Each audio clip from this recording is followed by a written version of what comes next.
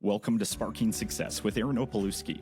Aaron brings you conversations that spark innovation, cultivate leadership skills, and pave the way for your business success. In each episode, we delve into the dynamic world of business and leadership, exploring strategies, insights, and success stories that fuel your professional journey. To the Resilient Recruiter Podcast, I'm your host, Mark Whitby, and today we're joined by Aaron Opalewski. Aaron is a true entrepreneur. He co-founded his first staffing company at just 24. He's now the CEO and founder of Spark Talent, a company he launched in 2013 at the age of 29. Since then, the business has grown to a portfolio of 7 staffing companies in diverse industries. 3 of the staffing companies he built consistently generate 8-figure revenues, and one of them, Spark Packaging, achieved 7 figures in its very first year.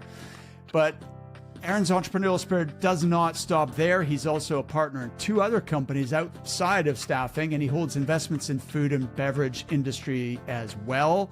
Aaron, welcome. Thanks for being here. Thanks for having me, Mark. It's awesome to be on. Fantastic. So you were referred to me by Mike Williams. How do you know Mike?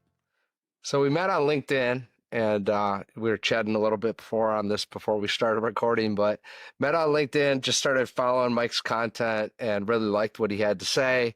And I can't remember, I think he sent me a message because we would like each other's posts and stuff like that. But we ended up on a phone call, and, we've done a couple phone calls. I love talking to other people in the industry that are building their businesses, and it's just a fun thing, right? Because we've organically built, a couple, we've done some mergers. So, different aspects to it, but I'm watching what he's doing. And I'm like, man, I really like what Mike's doing as we talk to each other. And he was, I think the first time we talked, he was starting to bring people onto the team.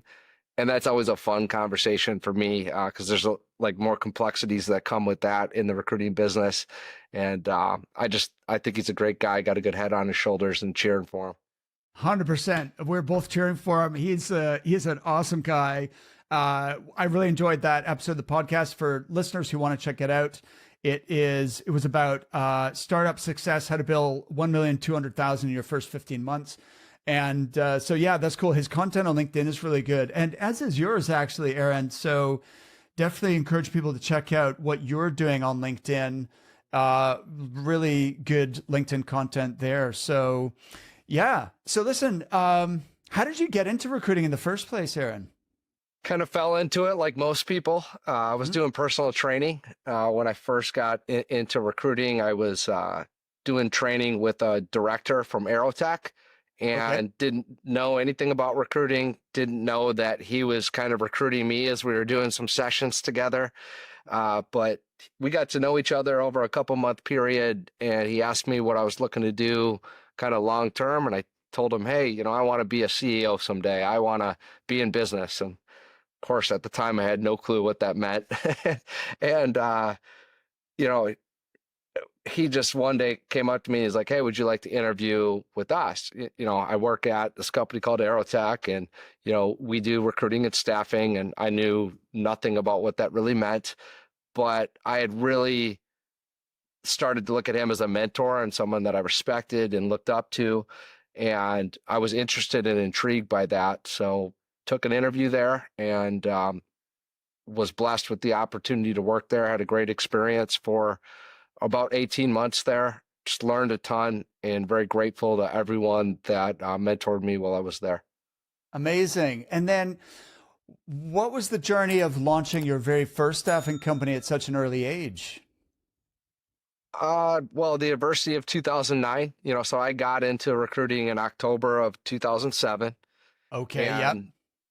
The industry, people that had been in, and I think there's some lessons in this, but people that had been in would tell me that the industry was better before, back when it was busy, things like that. And I didn't know anything different. So I'm like, hey, we're making placements. I'm learning. My, commission checks are growing. I'm advancing with promotions. I don't know, but this is great. I love it. And, we got to 2009, and I was about 6 months into a promotion in sales at Aerotech, and they consolidated 4 offices in the state of Michigan as the auto industry was struggling.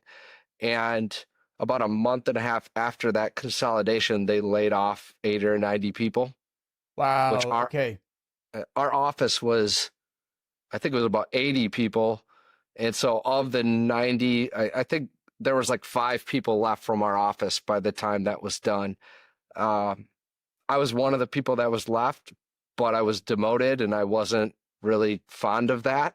Yeah, no And, kidding. after, I have a different perspective on it now because I think the person that had that responsibility, which probably no one would want, had to go with who they knew. When you're consolidating 4 offices, a couple hundred people, you just don't have the time in 45 days to probably evaluate that.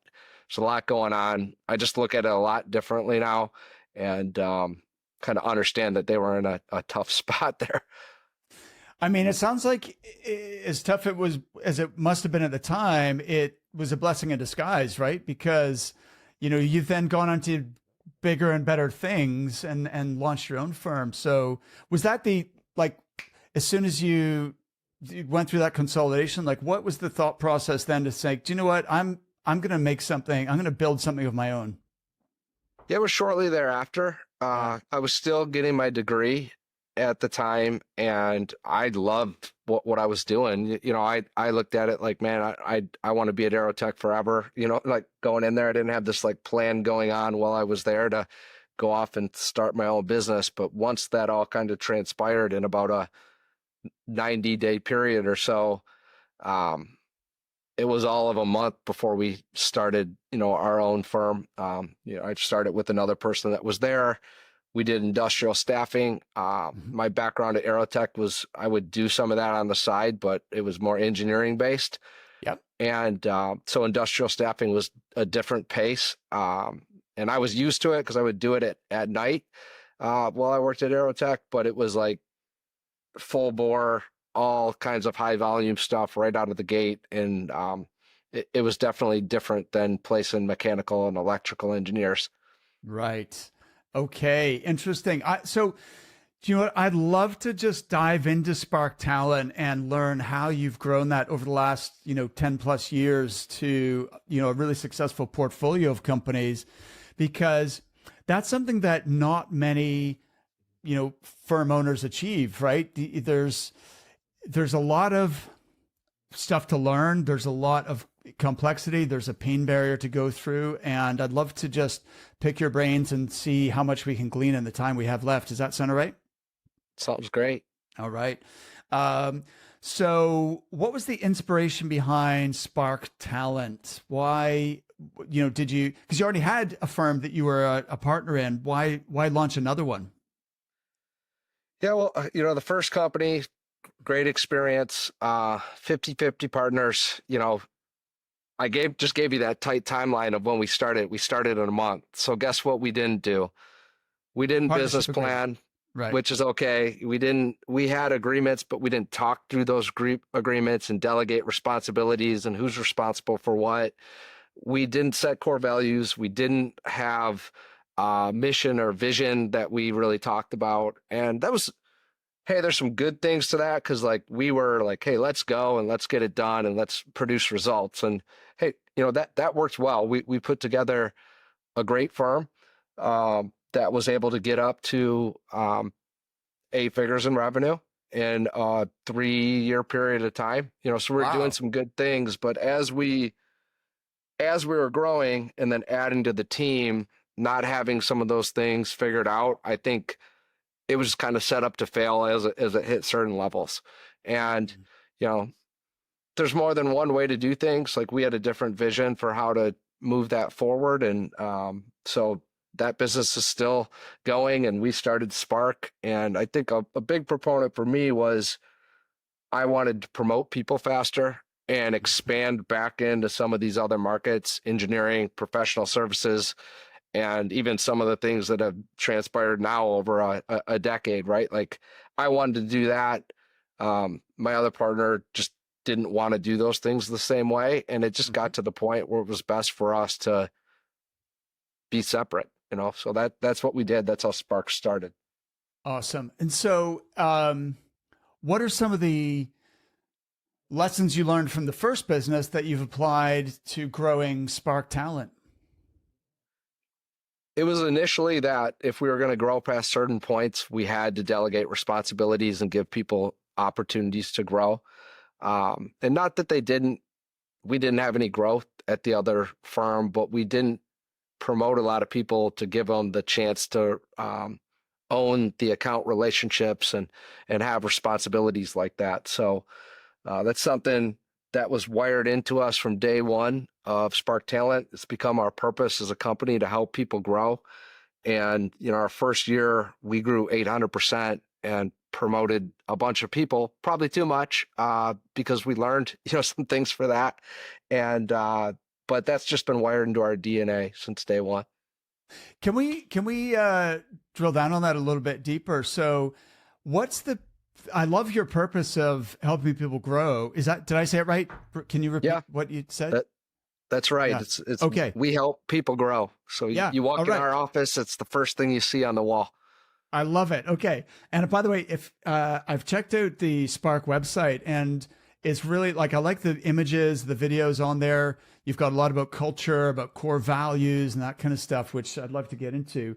But let's first of all talk about what's the progression plan for people? What's the career pathway for people at Spark, and how have you designed that? It's evolved over a decade. And I hope that it continues to evolve. Otherwise, we're not necessarily, a core value of ours is be humble, crave improvement. If it doesn't continue to evolve, I think that we're falling short, for our team. So it started out with pretty normal career paths, hey, you can move into account management or sales type roles. But it's now fragmented out to where we have career paths within recruiting, within account management, within business development, within some of our specialized teams, all the way up to, high level, what we would call entrepreneurship, where you're running business units for us, to actual entrepreneurship, where as it stands right now in the 7 companies, we have 15 equity partners. Some of them operate the companies day to day, which is very important to that for us.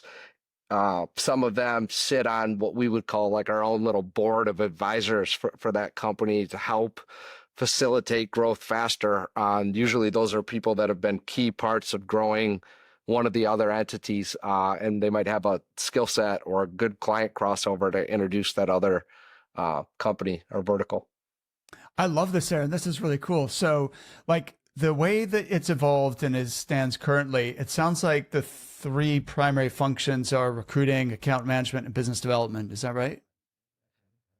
Yeah, but then also on our ops side, I'm in 2020, I really became kind of like a nerd for the ops side of the business. I kind of look at my progressions, as a person, as a CEO, that was an evolvement for me, because it went from being good on the sales and production side. And it's not, I don't want to discount, it's not that I didn't know anything about the operational side, but I really drove down during that time period, which was adverse for us for a little bit. And then it wasn't. We really exploded from that again. But I drilled down on the operational side and learning the business and how we want to move stuff, and was able to look at some things that worked for us over a 6-7 year period. And, when you're reading stuff that you kind of know, it hits you in a different way. Or when you learn, it's man, that's really right. So I don't know if I answered your question there, but our ops team is completely evolved, and we have tons of career paths out of that side too, that aren't just straight. They're not all salary. There's variable income to them. Okay, that's really interesting, because a lot of the emphasis in recruiting, obviously it's a sales oriented business, and it's the front office that really gets the glory and the promotion, the rewards, and then the back office, which of course is super important, especially in temporary or contract staffing. The back office is even more significant, but often they're sort of overshadowed. It sounds like you've tried to create opportunities for growth for everybody in the business, which fits in with your purpose, right? Helping people grow, which I think is tremendous. So we'll come around to the operations part in a second, because I think that is the Achilles heel of many entrepreneurs, especially recruiters and people who are sales oriented. And that is going to constrain people's growth if they don't really have a solid operational side of the business. So before we get into that though, like the model of the business, because you've mentioned these three kind of areas, is it a kind of split desk model where you have someone like focus on business development and then the account manager and then the recruiter, or what's the structure of the businesses? So we have a mantra that we're all recruiters, and that can mean different things at different levels, but we're all recruiters in some way, shape, or form. Right, and that goes for me too. I still interview everybody that walks through these doors and going to be part of our teams. Like I look at myself as the number one recruiter, within the businesses. Yes, and I'll also like, hey, I'll pick up a phone and get on with someone too. I don't do that as much anymore, but if I do it, I usually do it out in front of people to be intentional about it. We have a coaching program called Apex for entrepreneurs who want to scale, and one of the things that I'm constantly, promoting is the idea that you as the owner need to be you need to own internal recruitment and get really good at recruiting for your own firm and Absolutely. treat that with as much, like that has to be just as high a priority as delivering for your clients. And, somebody in your team, but probably the founder needs to really be the owner of that. And doesn't mean that other leaders can't help to drive that forward and maybe even hire an internal recruiter for your own team, but is really the founder and the owner, usually, at least the size of companies we're talking about, not huge enterprises.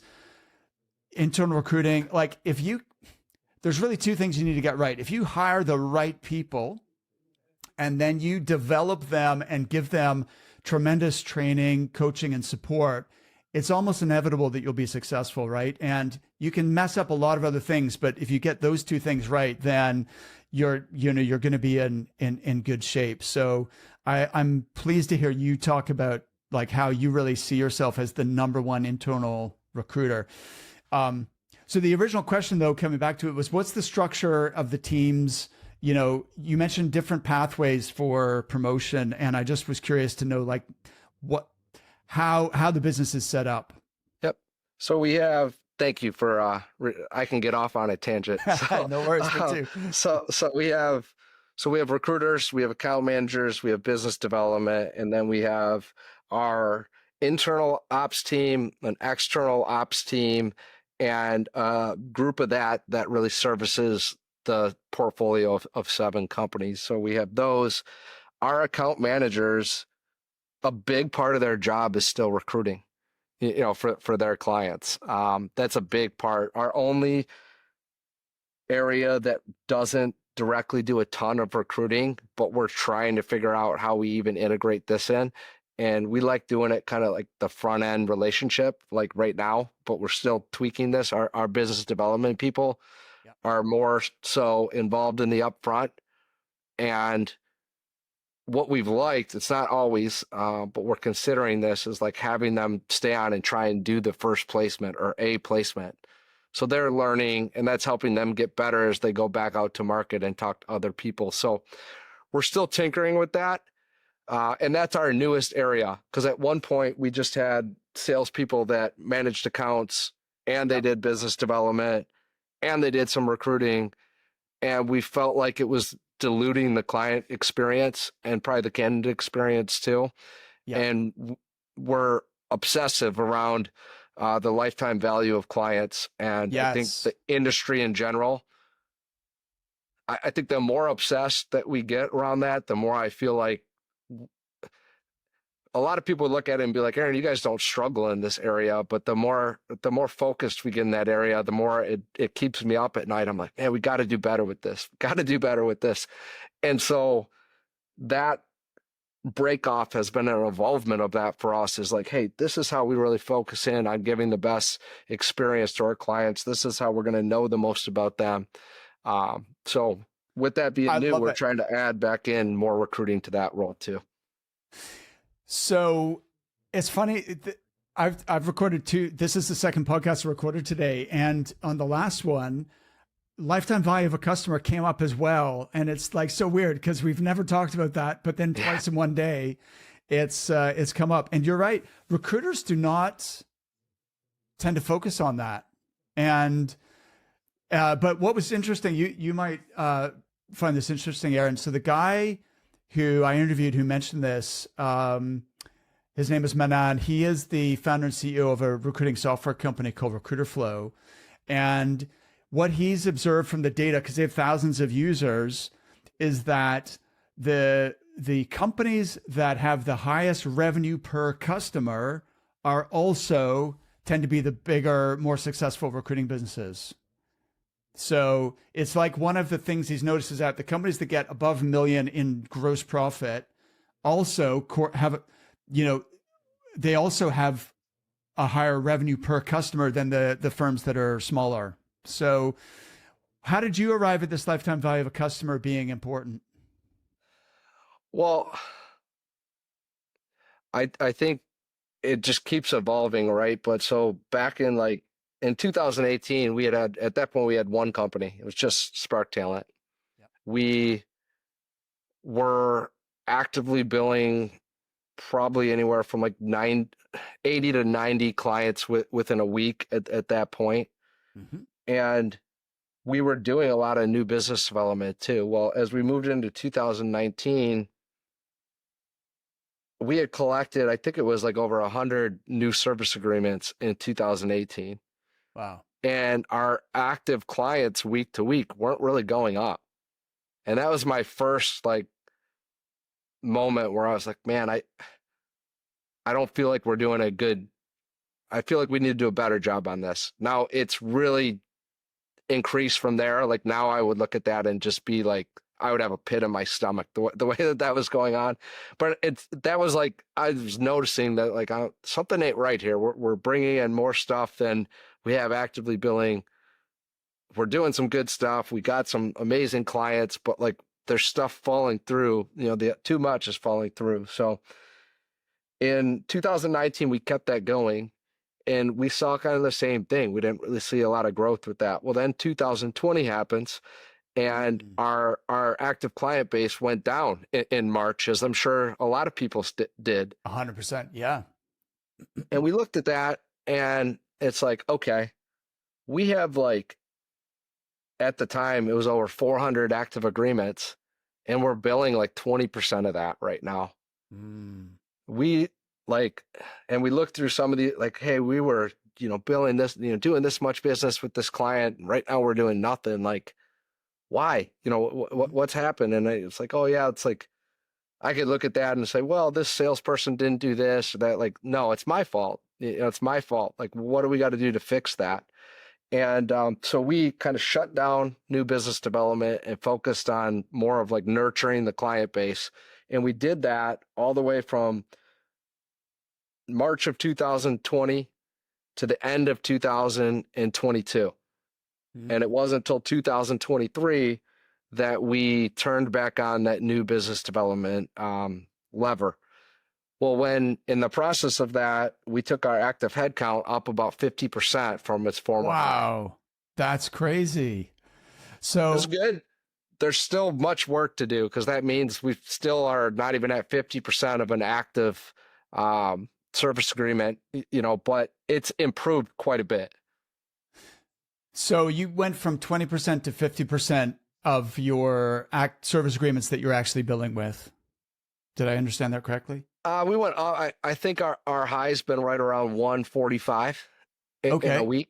So, and that's held, we were able to break that 3 times last year with new business development. So it's one of the things we track. Yeah. But so I don't know what I should know, but that's 45 would be 130. Yeah. So we're above 50% growth on that from before we had kind of switched our mindset on that. But there's a lot of work to do still. We can do much better. So we're working on it every day. Aaron, there's so many directions we could take this conversation, but I'm interested, like what did you do differently to nurture those clients? I think it starts with looking at it like, hey, I would never have told you this back then, but I think there was a little bit of a mindset of like, well, if something doesn't work out, we'll just find another client. And it like pains me to say that right now because I don't feel like that was ever directly said, but I think there was like some undertone, like language or like just the way that we would like develop our teams. It was taught to hunt. Well, what about like maintaining great relationships? Not that we never talked about that, we did, but I don't think we were obsessive around it, around how important that is. Or like, hey, do a good job, do what you say you're going to do, like go above and beyond in the extra mile for the client. Like, so one of our own core values, find a way to deliver value for your clients, right? Like I I don't feel like we were doing a good enough job of that, and we've got much better. And within that, there's just much room to improve still. And Aaron, like I think nobody would disagree with anything you've just said in terms of like the importance of client relationships and delivering value and so on. But what, in practical terms, what did you do to improve? Because having the philosophy is one thing, but actually implementing it is where a lot of recruiters get stuck. You know, they focus on the new business, the new, you know, because it's, and then, so what were some of the kind of practical changes? Yeah, some of the tactical things that we did is instead of, we really tried to take our account management role, and there's still some nuance to this, but like instead of someone having 30 accounts, try and get them the right 10.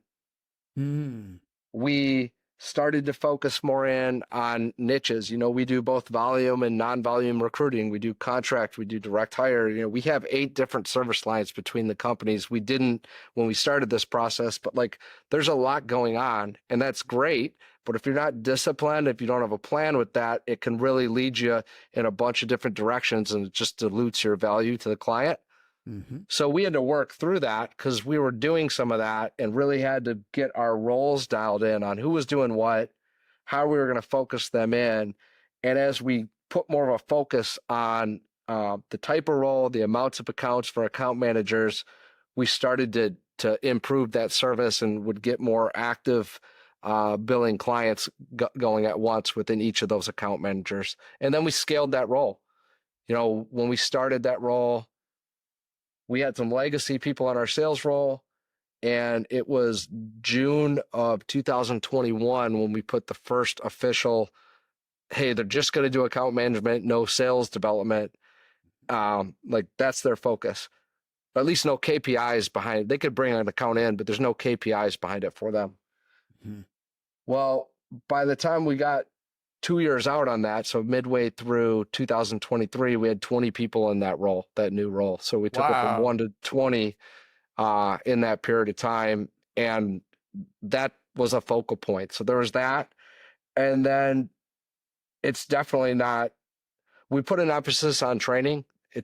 I don't want this to come off like it's me doing it because it's a lot of great people, but I feel like I own a responsibility in that. And, every 2 weeks I run an account management training with our account management teams from across all the companies. So there's other trainings that we have in place, but it's really like ongoing development. Like that's an important thing. Reminding people of things that they've learned that they need to maybe tweak. Yeah, I agree 100%. And so there's a lot to unpack there. One thing I was curious about, Aaron, is because you mentioned contract and direct hire. What's the split or the mix there? It's different company by company. We just introduced 2 of our portfolio companies to contract, the contract side of the business last year, and one in Q3 and one in Q4. So we're actually running our new reports because we've added from August of last year, we've done 4 new businesses. So I'm work like that we brought in. So I think we're done. Like, and that was my main recruiting part of recruiting for me is like M&A, type stuff. Right. Well, we're pretty heavy on that right now. So I expect us to come in somewhere on our contract sales, being about 50% of our overall gross profit. It's much higher on the revenue, right? I like that you Yes. said gross profit earlier because, in staffing, revenue is one thing. Gross profit's really what's the most important to me. And at the same time, you want to make sure you have good reoccurrings, in my opinion, or that's a good thing to add to your business. So we get about half of our gross profit right now from contract, style placements. And then we have another 25% or so that comes from different reoccurring styles outside of contract. And then the rest is direct placement, or, we don't call it retained, we call it engaged search, but, Yep. upfront searches that All we're right. taking. I high five, Aaron, because I'm 100% with you on the gross profit thing. I don't know why so many staffing companies focus on revenue. It's because I mean, obviously, on one level, like bigger is better as far as revenue, but on the other hand, like gross profit is a more important metric as far as I'm concerned. And the reason I think like we always talk about gross profit is because we're trying to compare like for like with our permanent clients versus our temporary clients that do temporary. And the only way you can really compare them is, well, what's the GP, right? And because that's Correct. and so, and of course, everyone's heard the expression, revenue is vanity, and then profit is sanity, and cash is reality. And, so yeah, GP 100%. That's a more important thing to focus on as far as growing is concerned. So I'd love to learn more about how you've kind of built out the business, because you've mentioned acquisition, you've mentioned that you have different equity partners. And so there's an opportunity for people to even, you've got intrapreneurship and then you've got entrepreneurship. Could you say more about how this has kind of evolved? Absolutely. Well, it goes right back to the purpose. Our purpose is to help people grow. And we're in an industry that's very fragmented, right? Like you get people that, I want to build companies that I would want to be a part of. That's Yes. a big thing for me. And I loved, my time at Aerotech. And again, I had no plans of like going on and doing entrepreneurship. But at some point, like they probably would have either kept elevating me there, or that may have happened, like whether I realized it at that point or not. So we don't have anything special within our companies that can't potentially happen to us too, where it's like, I believe that your vision for your company needs to be able to fit everyone else's visions inside of it. Mm. And so this is different for everybody. And I'm not suggesting, I have coaches, that I love, like I look at as mentors, and they're like, you're crazy having 15 equity partners, but I love it.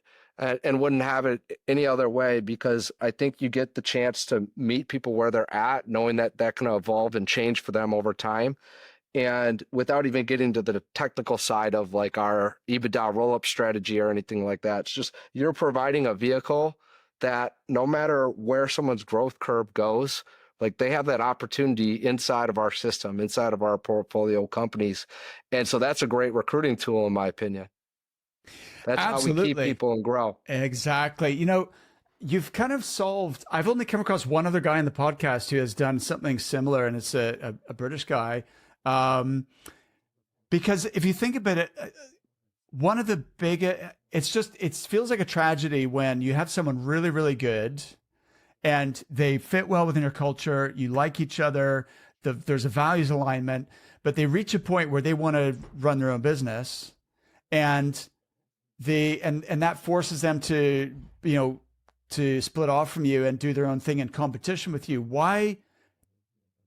Surely it makes more sense for you to be an investor and back them and work together, but give them the opportunity to, have ownership, rather than compete with you.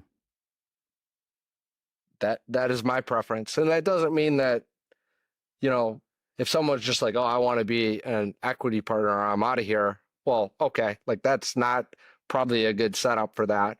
Right. But, through our one-on-ones, through understanding what's important to people, how they want to grow their goals and aspirations. Like we should be able to, like we're recruiters, we're in workforce solutions. Like we want to get really good at this stuff internally. Like how do we help someone on these career paths? What does their career map look like? It can change over periods of time. It's not like we do it when they start and never talk to them about it again. Like these are consistent things, and we want to understand what someone wants. And then, man, if I can paint a clear blueprint for them on how to get there, like what else? There's nothing else that I could want, you know, and hey, that doesn't mean that someone doesn't go off and do something else or whatever. But I believe we've set up the vehicle the best way possible to retain the right people within the culture, to help it grow, to, you know, there's so many niches and things you can do within recruiting, and we can't all be everything to everybody. And that's really where that's evolved for us, because talent doesn't have a niche. We operate in 10 different sectors and really 5 different swim lanes, and we still do that. But at one point that was like 15 sectors, and it was even more swim lanes. And so as we've expanded, that's got tougher. And that's where we started to crack off and look for strategic mergers to kind of like, hey, like we know this, but this group knows this better. Oh, and we can come in and give them 20 accounts like over a period of time. Like we can really help this thing move. So that's what we've done in a couple of these instances. Wow. So that's cool. Talk to me about the mergers and acquisitions part of this. Like, how have you identified those target companies that you think are going to be a good fit for you? Because there's probably other companies where you think, I wouldn't want to work with those guys, right? And so, you know, how do you find the companies that you think there's going to be mutual value and that they're going to fit within your, because you've built something pretty special and distinctive, and you want to preserve that, right? You don't want to dilute your culture. And that's the risk with M&A is, you know, it's these things don't gel together. Yeah. Yeah. So we still haven't done an acquisition. We've done all mergers, or we've started them organically. Now, that doesn't mean we haven't looked at acquisitions. We've looked at where we've actually signed NDAs and looked through financials and stuff like that. It's more than I can count on 2 hands. We've looked at probably 100 different situations. We have a couple brokers that send us stuff to look at, but we've yet to do that. And that's one of the reasons. It's like, it just hasn't made sense for us yet, because we're not going to do something that pushes revenue up or pushes gross profit up $1 million or $3 million, even though that would be nice. Well, if it impacts what we have going on from a culture standpoint, it's not worth it. Let's just go pour into these other areas. So we haven't done an acquisition yet, but our biggest thing up to this point, in my opinion, has really been what we do on social. And it's not just about what we do on social. It's a mix of what we do on social and having an actual business that's growing and building a track record and doing something behind it.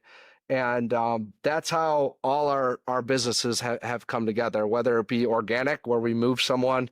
You know, we've taken people from one company and have them start something for us and just say, hey, we're doing this. Let's stack it over here so we can actually do it right and grow it and put an emphasis and focus on it. And like one of our most recents, I laugh, like she'll see this and probably laugh too, but I've been recruiting her for like 4 years, and it just wasn't the right time. Yeah. And we were just starting the process. We had just added our first company. So I was actually recruiting her to try and come on at Talent. And she had just started something else and wanted to give that a fair shot, and respected that, right, and just kind of backed off. But we've known each other for over a decade. We competed against each other at a high level, you know, for years. We started to get more friendly and like communicate on social during like that period and probably a little bit before it. And then we've kept in touch that way over a 3-year period. And, you know, the timing comes up right and we start to have more conversations. And next thing you know, we started that business in October, and they're up, rocking and rolling. They're already up over their headcount target for Q1 as we got into this week. So a lot has been through social. Okay, let's double click on that. Before we do, someone on this podcast has said, and I wish I could remember off the top of my head who it was, you know, they ask themselves, who are the best people we know and why aren't they already working here? Right. And it's that, and it may not happen immediately, but if we know who's out there that we would love to partner with or work with, and we're just nurturing them, keeping in touch, kind of like you mentioned, client nurturing, right? We should be doing the same thing for internal, like our future internal hires, and having that, that prospect database that we're nurturing. So what does that look like on socials for you?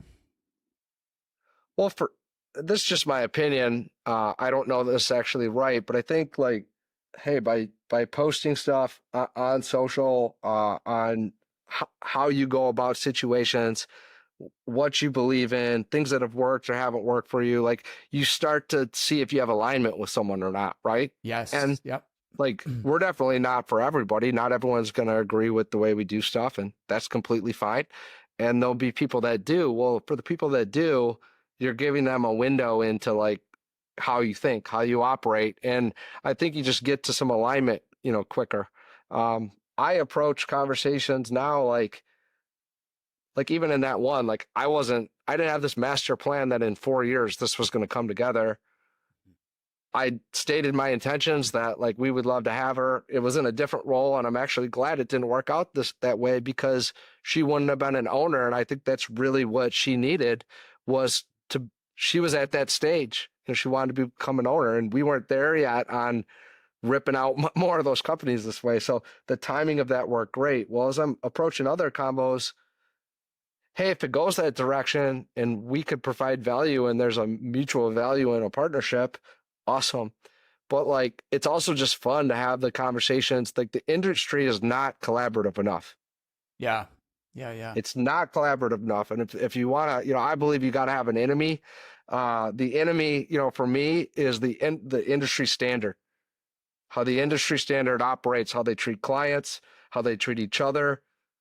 There's so many other industries that are way more collaborative than the recruiting industry. And there's no reason not to be.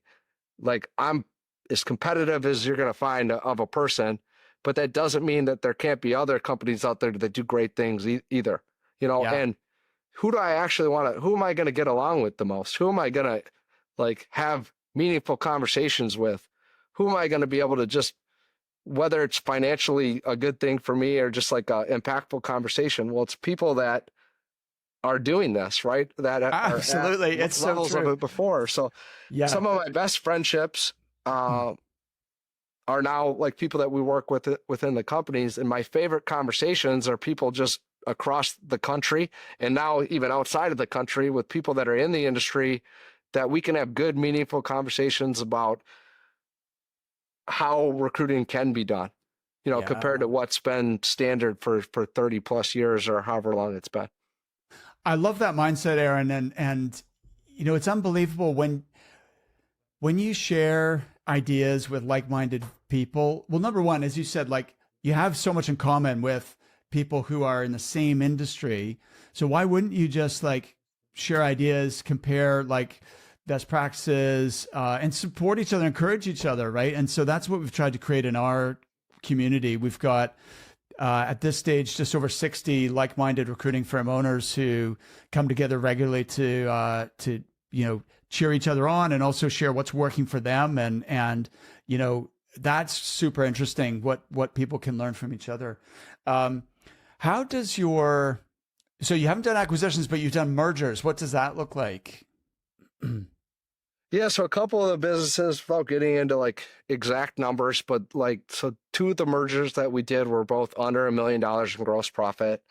And we were able to quickly move those to over the $1 million line and going at the $3 million line within the first year. And that's because we were doing some of what they've done. I don't want to overgeneralize, but like, okay, we got good salespeople, we got good industry knowledge here on this, but they need some infrastructure support. They got to point the tip of the spear in the right direction, so we could help them do that. Oh, by the way, it helps when we can, over a period of time, integrate in accounts in those situations and put them in front of more people to do business in an area that they're uniquely qualified to do it. Right. So that's worked well for us, so far. And, I've been grateful that we've been able to do a couple of those. Fantastic. So you're looking for companies that with your infrastructure, your support, your know-how, they could like rapidly increase their GP basically. Correct. And so we've done 2 under $1 million, and helped them both go over $1 million. Now, because we just did 4 in a shorter period of time, and one of those is EJ, who you met with a little bit today. It's more of a vertical integration for us. It's our media company for all the other companies. So we want to do that's things cool. that, Yeah. the goal is to do things that if you come out within the portfolio, like immediately can improve the business, and we can do that at a way that's cost effective for those businesses too, through volume purchasing or blanket agreements, whatever it may be.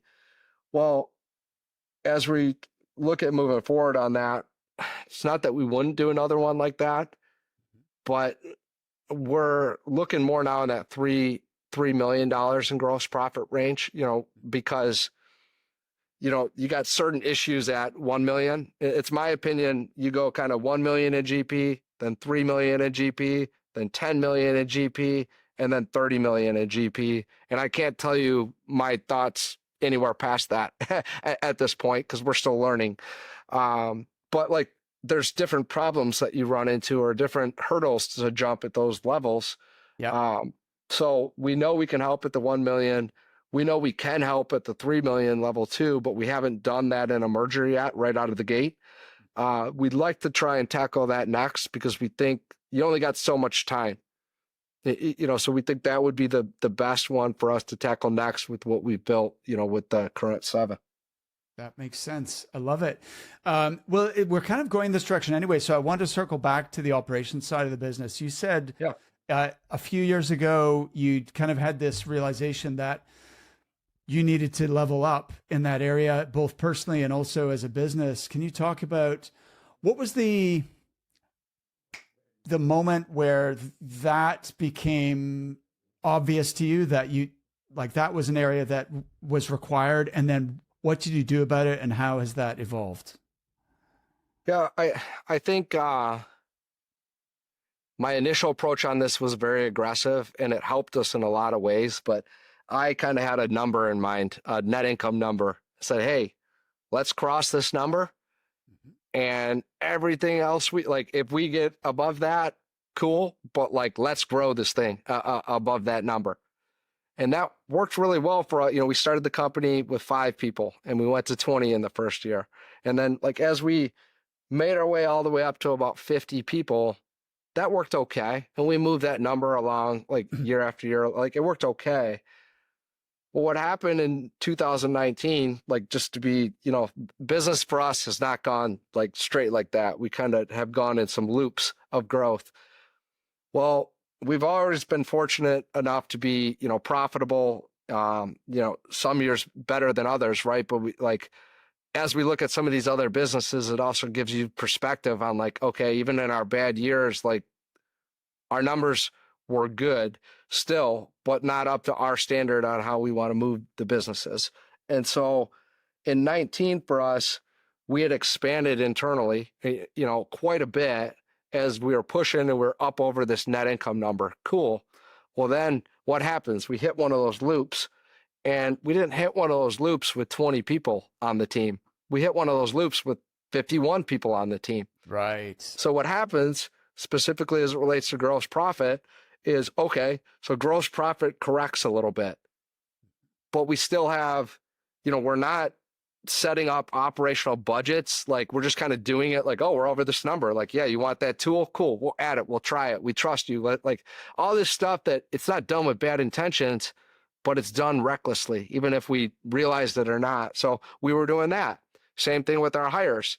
And what happens is when that correction comes, well, then our team member spend goes way up, our operational spend's way up, and what gets pressed down is the profit. Yes. And fortunately, we didn't do that to a level where it flipped the business, right? But that happened to us in 19. We were starting to evaluate that moving into 20. And then we kind of got a double whammy of that in 20 as we got into March, and COVID hit, because that really intensified for us.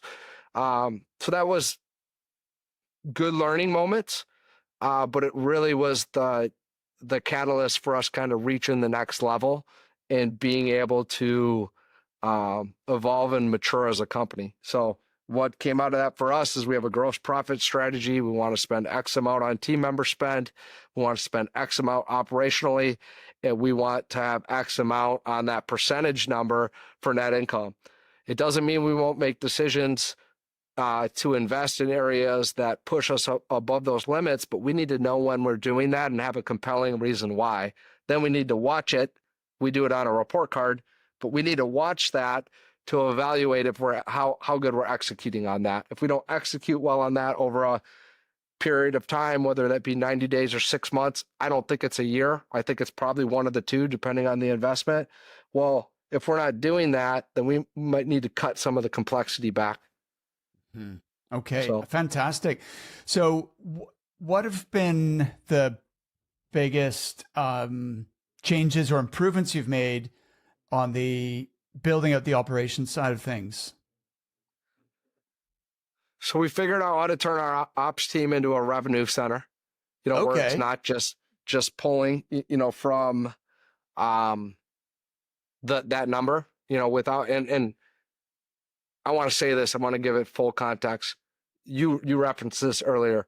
The ops teams contribute immensely on the contract side, and just with the facilitation of everything that goes on within the staffing company. It's vital, especially if you're in it for the long run. But they don't necessarily drive a sales number up. They don't generate gross profit. They're a part of generation of gross profit, and then their operational expense, is coming like right out of that. Well, we figured out as we started these other companies, we have shared services.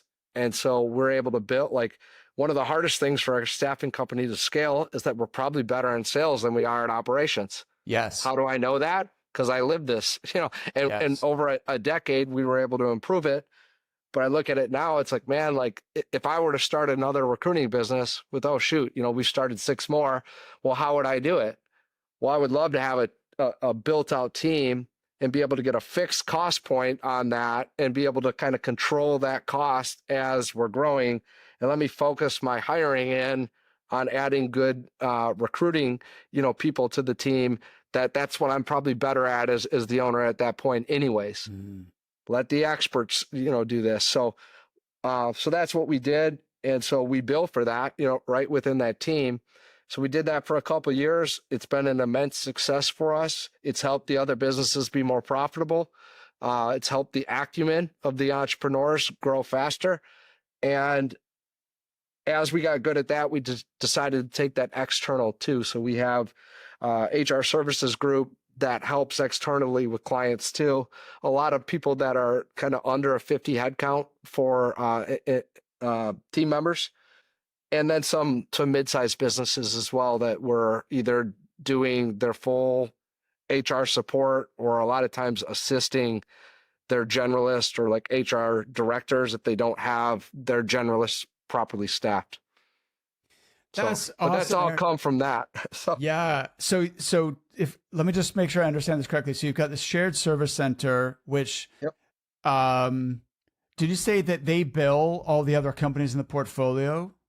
They do, but we do that we can put a robust team on that, and I can put a team that, the outlay of that team's skill set, might be $1 million in payroll on an annual basis, and they're getting it for 10 to 15% of that.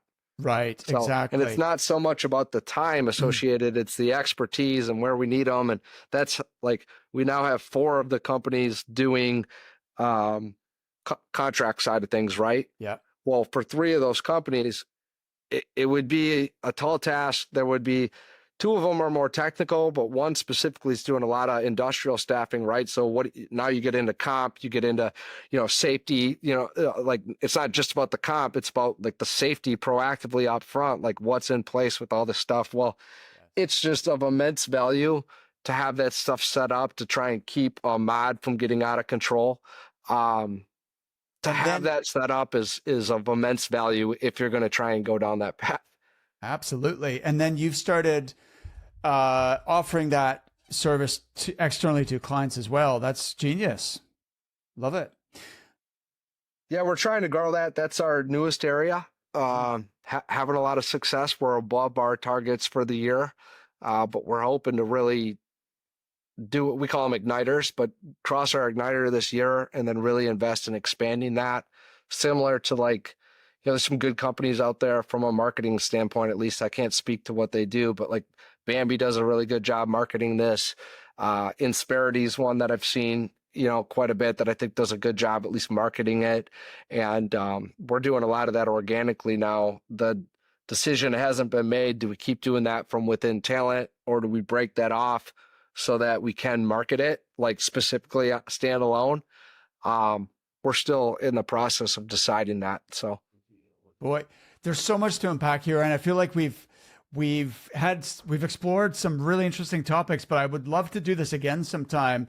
Because I feel like there's so much more we've scratched the surface of.